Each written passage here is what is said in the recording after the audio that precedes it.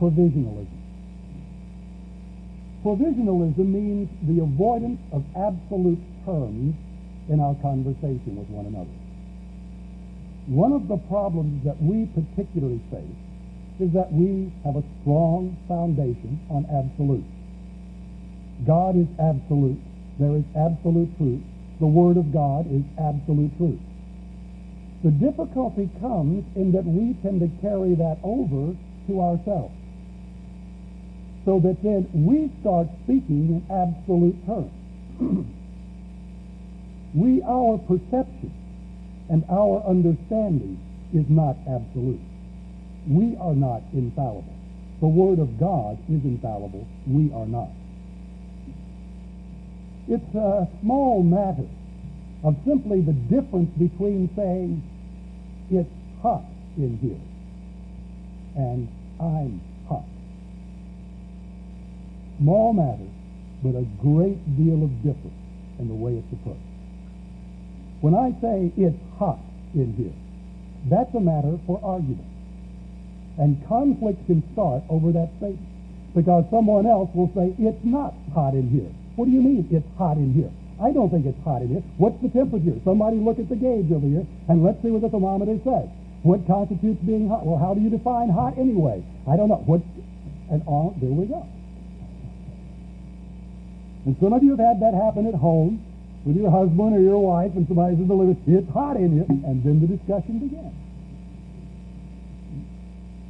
But you can't argue with the statement, I'm hot. That's a personal statement. It says something of the way I feel and not the way it is. I am not making an absolute pronouncement on conditions. I'm expressing what I perceive and the way I feel. I am hot. There's no reason to argue about that. We can try to do something about my particular condition at that time. And so for most of us, it's simply a small matter in our conversation, in our interaction with others, of saying, this is the way I see it. This is the way I see it. This is my interpretation. This is my point of view. And that takes all of the thunder out of starting an argument and simply making pronouncements about the way it is. That doesn't make sense, as opposed to, I don't understand what you say. The first statement attacks what is there and makes a statement about it. It's arguable. The second one isn't. I don't understand what you're saying.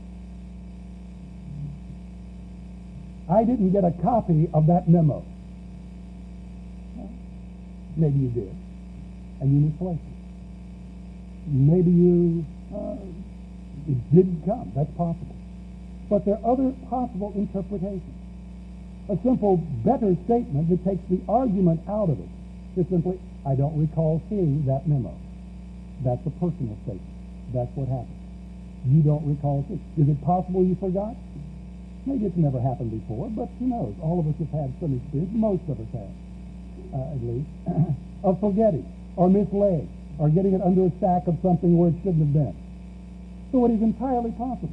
But as soon as you come in and say, I didn't get that, you didn't send it to me, my first response is going to be argumentative.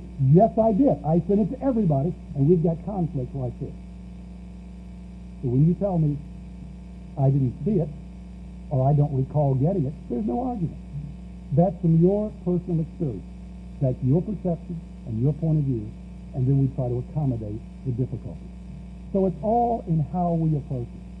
And we can reduce a great deal that instinctive response to argue when someone comes out with simply a flat challenge or a statement of absolute terms. I remember several years ago, there was a member of the Bible faculty that, and I'm not picking on the Bible faculty, just so happened this person was there, and whenever he spoke, it was always in such absolute and dogmatic terms that even though I agreed with 90% of what he said, I was always trying to find a way around what he said.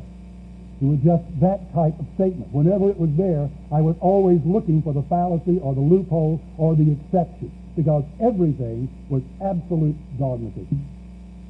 And it could have been averted so easily because I basically agreed with the person. It was just the manner of expression. So simple provisionalism, being something less than absolute and dogmatic in everything we say, will take away the tendency to create conflict.